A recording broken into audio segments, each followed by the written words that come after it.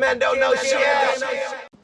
Oh, episode number 22, all the way from the land down under. We got Mr. Ben Sharp, Sharpie as we call him, all the way from Melbourne. And yeah, we get to catch up. I can't wait. It's been too long. Drummer extraordinaire, toured all over the world, has been a roadie. And I also want to learn a bit about Australia because I'm scared, damn scared. All the shit down there wants to eat you, strangle you, sting you, poison you, and all that jazz. I want to see if it's real or if it's just hype. So yeah, don't forget there's a virtual tip jar underneath this link, underneath this video. And basically, if you donate 25 cents, 50 cents, $1 or more or anything, you become the producer of the next episode. And that's the Be a Producer program because we don't, run ads and stuff like that. We just figured it's best to, get support from the community and thank them for it. So, that being said, the producer of this episode, episode number 22, Mr. Matthew Seaborn. Thank you very much for your support, and let's get it on. Oh, came and don't know shit. Sharpie, how you doing, my brother? What's Good to up, see man? your face. You too. It's been a long time. Now, people got to realize you're on the other side of the world right now, all the way in Melbourne. Yeah. But, yeah. What time is it over there? It's like 7:30 here right now at night. Yeah, it's almost 9:30 in the morning. So Well, good morning, sir. thank you. Yeah, good afternoon to you. Right? You got a coffee going there? Well, I did have a coffee. Yeah, it's all good. But I've got this as well. So I it's all just good. learned one of the things about Melbourne is they say it's the coffee capital of the world or something like that. Yeah, it's known for like coffee snobs and like a lot of cafes and stuff. Yeah, it's cool. There's some good coffee here. I just love coffee. I'm not a coffee snob or anything because I'm the guy that even stops on the road, like at the cheap gas station, and get the coffee there and puts no milk or sugar in it, just Yeah. to see how bad we can get. I always just tell the boys it's classic. It is. You're right. You're right. Exactly. But there's this thing here where like it's I don't know. Gas station coffees, people don't really like it, I guess. But whatever. Man, it's wild. You grew up in Australia, right? Yep. So I was born and raised in Melbourne. Yeah. So this is my town. No, it's really cool because it's one of the places I've always wanted to go and I never have went. I mean, like we hear the horror stories, like I'm scared of everything like that bites or stings or anything like that. But you grew up in Melbourne, so you weren't really where all the killer shit is, right? Yeah, right. I mean, there are some snakes here, and you can get sharks at the beach. But I mean, most of the stuff that's really bad is probably up north and in the outback as well. So like, yeah, Melbourne's like right in the south, so it gets cold here. I mean, right now it's winter, right? So it's, you're not really going to see a snake or anything like that. But yeah, I mean, there's the odd shark attack, but yeah, up north. Well, you've lived Montreal winters, though. It's nothing compared to Yeah. that. Fuck, no, man, nothing. I mean, it just rains a bit, and that's it. I mean, it's nothing compared to that. Nothing. Have you ever actually seen a shark, like when you go to the beach or anything like that? Once, but that was from like the shoreline. It wasn't actually in the water. So Right. one And you time. still got back in the water after that? No, they wouldn't let you. No, man. So when they see a shark, like they close the beach. That's it until it's gone. No, but I mean, like even like weeks after, I'd be like, Oh, fuck yeah, all yeah. that shit, man. Yeah, definitely, of course. I mean, everything, like most of the major cities are based around the water, right? So everything's based around the beach, and then it's hot a whole lot of the time here. So yeah, of course, straight back in the water. Like as soon as they say the shark's gone, it's all good. So, That's wild, man. Have you ever been to the Outback? yeah, of course. Yeah. It's great. I actually really like it. Like, it was almost this time last year. Me and my wife, we went to a place called Darwin, which is like the very, very north of Australia. And from there, like it's a city. Yeah, it's a city. And then from there, you can go to the Outback. So we stayed in the Outback for a week, and dude, it's awesome. So good. And nothing And tried to kill you? No. Like we saw snakes, we saw like, kangaroos, wild pigs, all that sort of stuff. But like, no, we're pretty all right. Nothing tried to get us, but it's it's like compared to where I am in Melbourne, it's another world, man. It's like another country up there. Like it's Yeah. so different, but it's awesome. Awesome. That's wicked. It's definitely one of the places I'd like to go, but I'd be terrified. I really would. I'd be like, looking over my shoulders, like it's a gang behind me or something every 5 seconds. Yeah. I mean, like in the outback as well, we've got dingoes. So like they're basically wild dogs too. So gotta be careful. Do they hunt in packs? Like I was on the beaches in Portugal, and when you heard dogs, it was not a good thing. It wasn't like, hey, come here, puppy, let's play. Yeah, dude. Yeah, you got to be careful because there's usually, if you see one, there's usually a couple somewhere. Mm-hmm. Hey, nice brains toque. Oh, thank you. Yeah, it's an old one actually. Now it's had it for a while. Well, you went on the road with the brains. Yeah, didn't you like tour manage or go on tour with them or something like that? Yeah, I went on the out in the dark cycle, so it was like I helped them drive and I did birch and bits and pieces, Basically hang out and have yeah, voting for them, and it was a really good tour. That was a lot of fun. That was a Canadian one, right?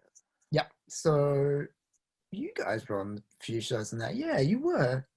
Oh, was that the same tour I was on? I'm pretty sure we met you guys at Amigos in, I want to say, oh shit, that's right. Yeah, in Winnipeg Saskatoon. Saskatoon. I can't remember exactly. I mean, hell, I basically can't.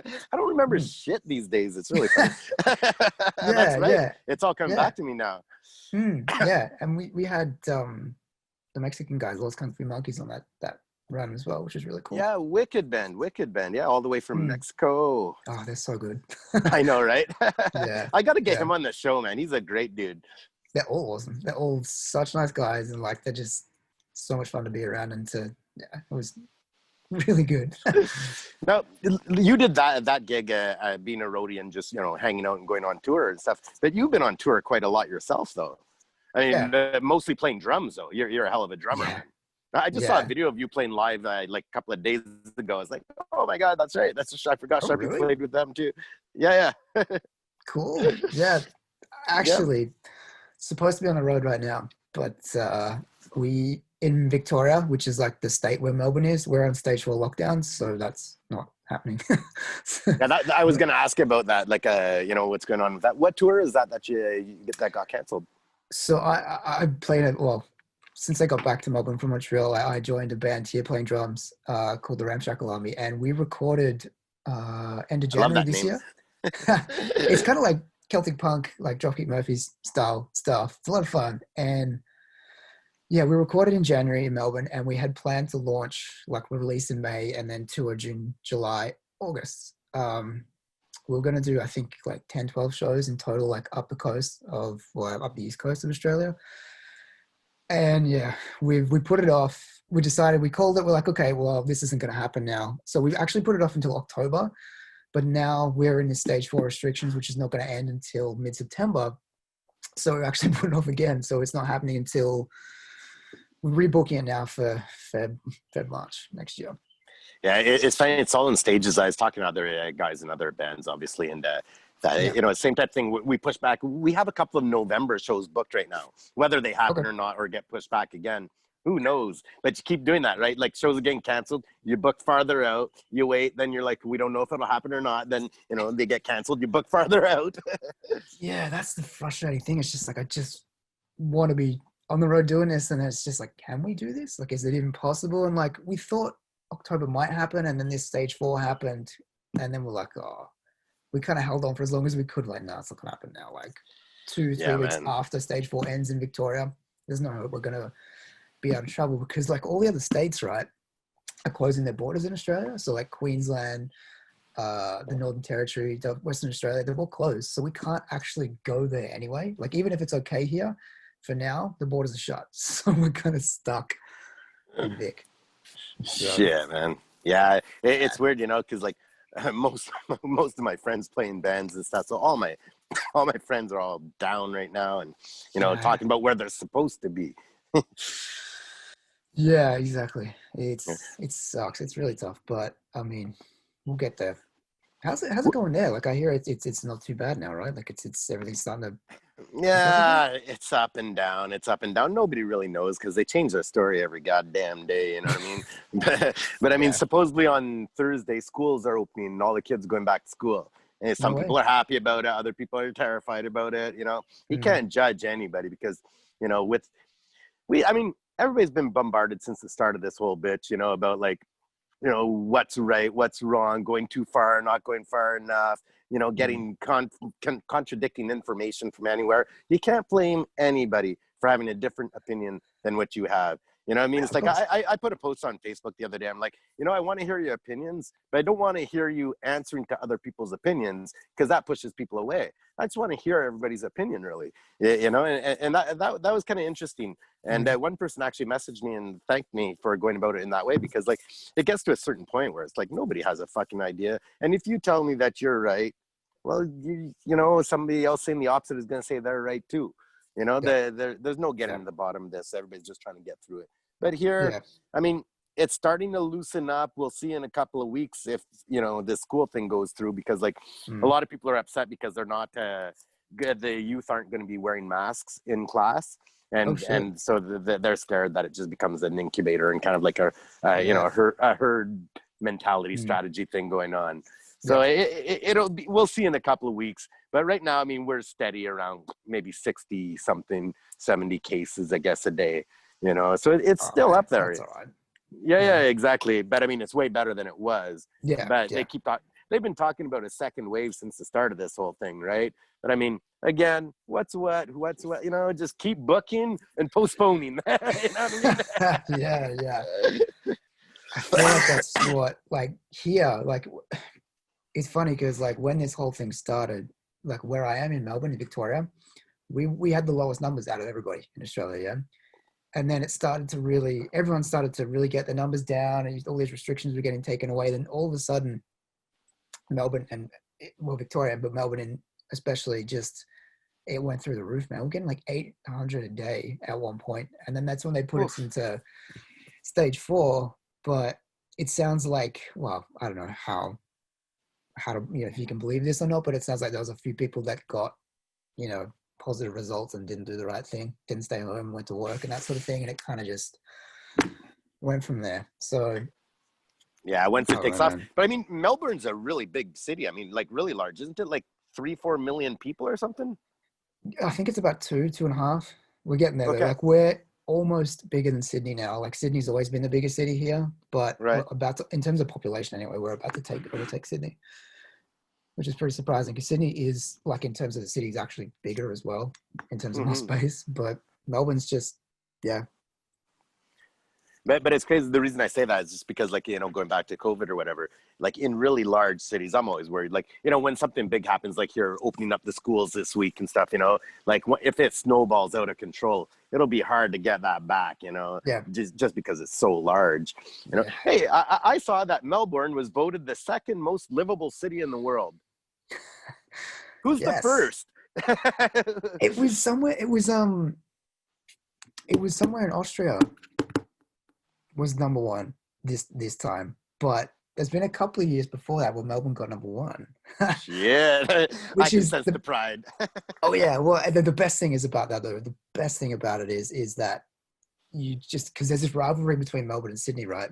So it's Sydney always gets like number 5, number 6, so it's just so good to rub it in Sydney's face. I love good friendly rivalries, you know, like that. Yeah, yeah, Yeah. Except when yeah. it comes to hockey. Oh, of Okay, because then course. the friendly part of the rivalry just goes out the window, you know? That shit's serious, man. Yeah, man. Well, Yeah. there's a lot of sports in Melbourne as well, right? That was the other thing I was checking in. But what's the biggest sport there? Is it rugby or? Nah, nah. So in Melbourne or in Victoria, it's Australian rules football, so AFL. So it's just like an Australian version of football, basically. You have like an oval ball, and it's kind of, you've got posts and you kick it between and shit like that. That's super popular here. Um, Rugby, not too bad. Soccer is not too bad as well, and basketball, but definitely Aussie rules is the thing here. Now, when it comes to Aussie rules, the first thing that comes to mind, I mean, it's interesting because, like, I think Australia always has this reputation of being, like, a bit, rough and tumble and stuff, like we're tougher. There's a lot of that mentality, or at least that's portrayed, through the media and films and stuff like that. Maybe it's really like that. I don't know. I've never been there. I got to come see you. But Yeah, absolutely. When all this shit's over. But rugby rules basically just means it's more violent than other places, right? Yeah, I guess so. It's kind of, it used to be super violent and used to be super tough, but there's a lot more rules in place now for it. But yeah, it's definitely, it's a rough sport. Like there's lots of tackling and stuff. So yeah. Did you ever play sports or get into sports growing up? Yeah, I played a lot of basketball. No. I did try, yeah, as a kid, yeah, it's great. I did try AFL, but I don't know, it wasn't really for me. I was too small, maybe. I don't know. But yeah, basketball was the main one. I used to swim a lot as well.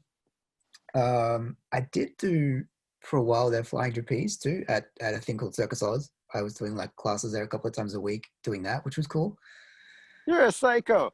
You're talking about Yeah. those things where you're flying through the air Yeah. and then Yeah, you fall and you die. I Well, love it. not quite that, but yeah. Yeah, I did that for a while, and yeah, that was the main sports. I did basketball was the big one though, growing up, for sure. It's funny. One of the reasons I bring in sports, I don't often talk about sports, but I was talking to a lot of musicians lately and stuff, and talk about how physical it is being on the road and playing, especially if you're like playing night after night type thing. And a lot of dudes do try to get into different sports stuff just to stay fit because it's so demanding playing on stage. I often say, like, just cardio wise, like bouncing around, singing, jumping, and being all stupid and shit. It takes a lot of energy. It does. It definitely does, and it's good to keep or do something on the side to keep, I guess, somewhat fit and strong in a way. So yeah. Yeah, man. No, you've been on tour before with other bands as well. You used to play in the Resignators. Yep. A ska band out of Australia. Did you play in other bands as well? Yeah, played in quite a few. So I mean, the Resignators was the one, I guess, where I did the most touring, like overseas and here. But I played in a psychobilly band for a while. I played in a couple of metal bands early on too. Nice. Couple of like street punk kind of bands. Yeah, which was cool. So I've always, since I really started playing drums, I've always had, or most of the time had, a band to play with and stuff like that. So yeah, it's been cool, and a lot of touring around, especially Australia. Well, when you were in the Resignators, you went over the ocean as well, right? Yeah. So we did Canada quite a bit. We did the States. We did Europe a couple of times. A lot of stuff here too. Like we played in a lot of places in Australia that a lot of bands don't usually go. Like I guess some rural places and places like far north as well, which would be really cool. Mm-hmm. Yeah, but a lot of touring, which has been good. Those types of shows are usually the best anyway. Everybody knows it. Like it's fun playing the big show in the city and stuff like that. But I mean, the Tuesday, Saturday night parties are always the best, Yeah. And they're always the ones that are out of town.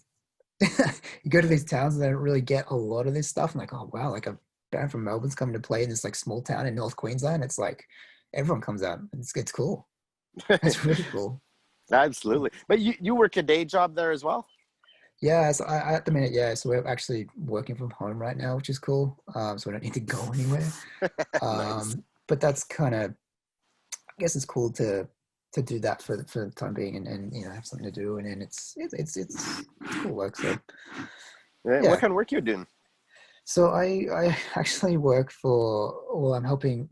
Initially, when I got the job, we were helping people that were going through kind of like domestic violence and things like that to help them escape and that sort of thing. Mm-hmm. But now it's now with COVID, it's more turned into really focused on COVID, so helping people kind of get through that if they're struggling like financially or whatever it might be. So that's been the focus now.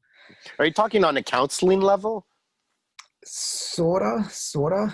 It's actually like the thing I work for was like it's actually part of a bank, to be honest with you. It's kind of like an offshoot of that, but we're kind of like this team that works specifically with this kind of cases, so we can actually sort of fund people money if they need to escape from domestic violence, or if they need like money for they've actually escaped, they need money for a bond, things like that. And that's amazing. I don't know. I'm kind of like in shock that the bank is funding money for ladies in an abusive relationship to escape. Yeah. I can't even fathom a bank here doing something like that. And maybe they do. I don't want to sound like a dick. I just don't know. But I've never heard of that.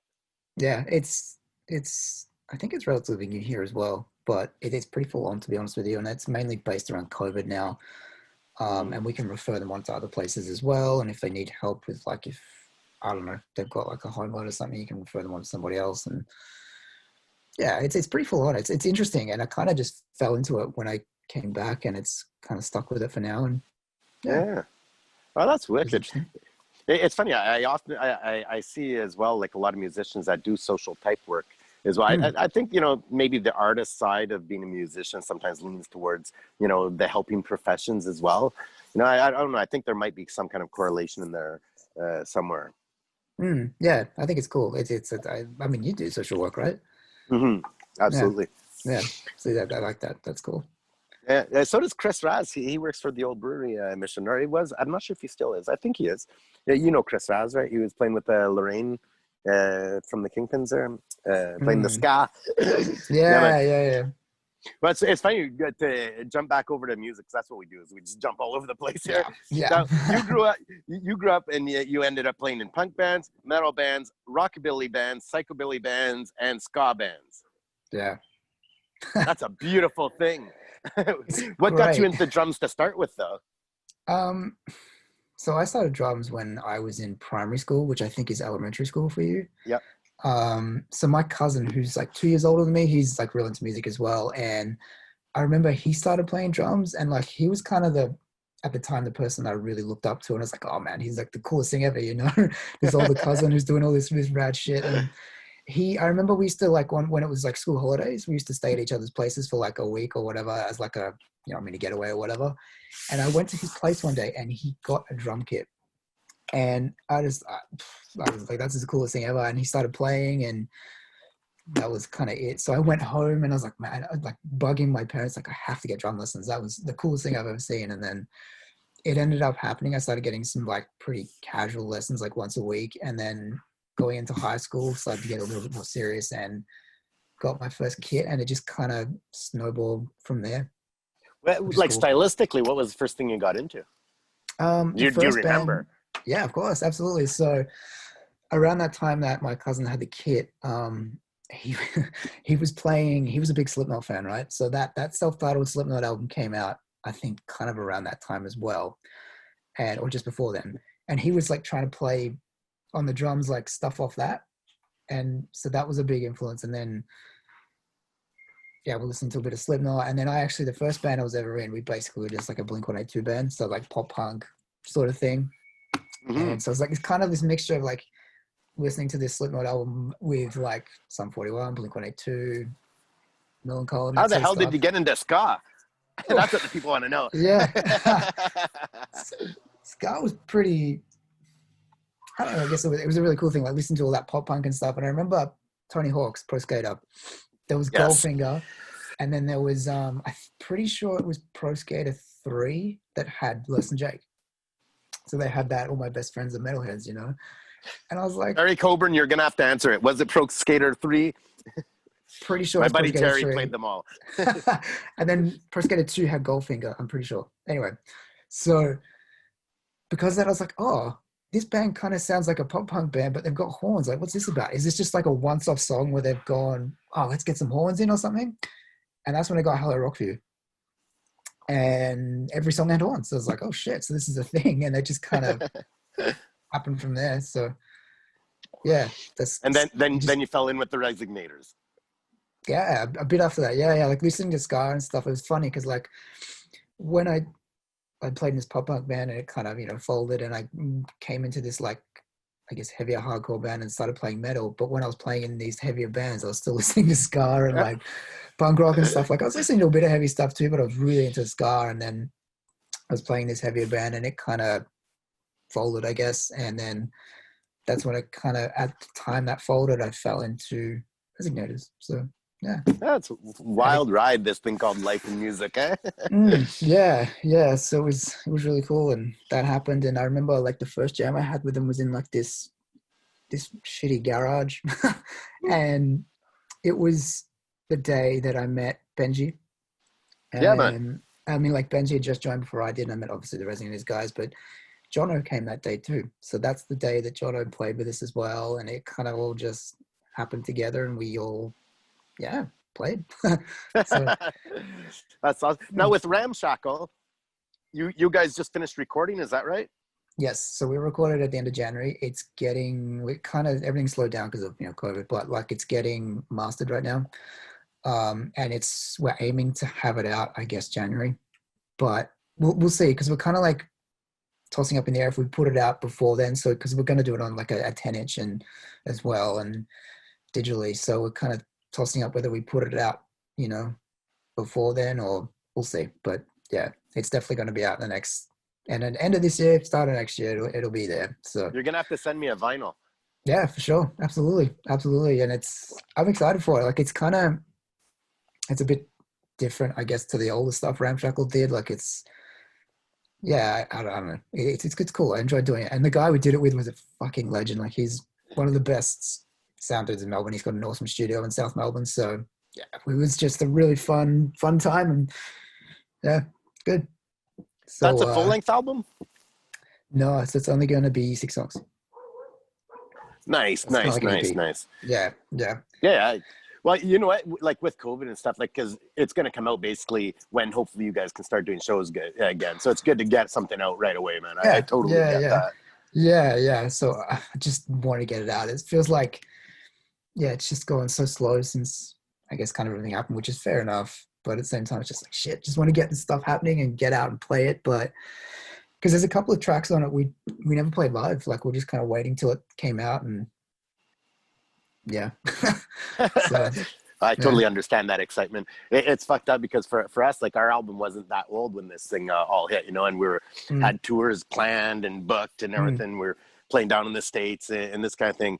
And, once it shut down, you're like, okay, maybe a month, 2 months. Like at the start, I didn't think it was going to last this long at all. Yeah. Then finally I was talking with Matt and we're just like, man, maybe it's time to start writing songs again. Because by the time it's all over, even if the album wasn't that old when COVID started, not touring the whole time, it's weird just to pick up after, because the album, by then it'll be out for probably like 2 years, or something like that. So so we slowly starting to write some songs. I got about 5-6 are on the roll. Yeah. It's time to start hitting that button for sure. Yeah. It's funny you're talking about jamming in garages and stuff. Man, the memories, just like whenever somebody says that, I just flash back to those days so much. Those are some of the best days in the world. Yeah. Did you ever meet? Did you ever meet my brother Stu? He plays with the Peelers. He ran a bar called the Old Orchard. He worked for Bose. Possibly, I know I did.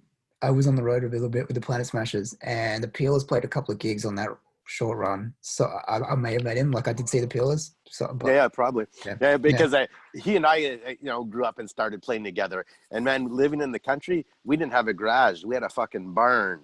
We found old animal skulls and put up on the fucking railing of the barn. And, we literally played like, where straw and shit like that was. But it was awesome. Wow. I love those days, man. Yeah, they were a lot of fun. Yeah. Jamming houses and the garages and stuff. And well, it's funny because I like some people have just kind of like enjoyed those moments so much that they end up doing it for the rest of their life. You know what I mean? Like I remember like right from the get-go, I knew like I'd always be playing because that was the best feeling in the world to me, Yeah. But it usually starts in a garage or in a barn. Yeah, exactly. Yeah. Barn, that's awesome. Yeah. Does Ramshackle tour at all? Like, have you, they had a chance to leave Australia? Yes. So before I was in the band, they actually did a tour of the States with Dropkicks, which was pretty cool for them. I think they only did the West Coast. That's so wicked. they did these like fucking arena shows in the States with Dropkick Murphys, which is pretty cool. And they'd actually played Montreal. They played at the Fatale a while ago, so it was a few years ago. It's crazy, but yeah, they've done like the kind of North America thing, a little bit of Canada, I think maybe Toronto and Montreal, and that's probably it. Does that But mean there's a chance after all this that you're gonna hit the road and come over to North America again?